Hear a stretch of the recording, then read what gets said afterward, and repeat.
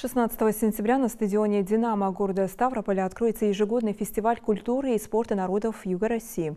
Участие в спортивном мероприятии примут все регионы Юга России в составе 19 делегаций. Из Ингушетии еще неделю назад туда выехали около 80 человек. В городе сейчас идут последние репетиции, обустраивается площадка, сцена и ставятся декорации. Все необходимое для проведения игр.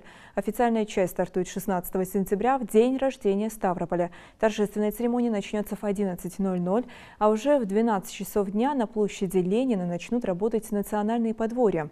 Культурная программа Кавказских игр продолжится на Крепостной горе, а в 16 часов запланирован гала-концерт. Сегодня последний день перед открытием официальной части мероприятия. В 15 часов уже начались репетиции на творческих коллективов. От нашей республики на фестиваль направлено большое количество, у нас достаточно солидная такая делегация. Будет представлен обряд Белхи, наш национальный, и также будут представлены предметы быта, которые дают представление об истории, культуре нашего народа, о его прошлом, настоящем.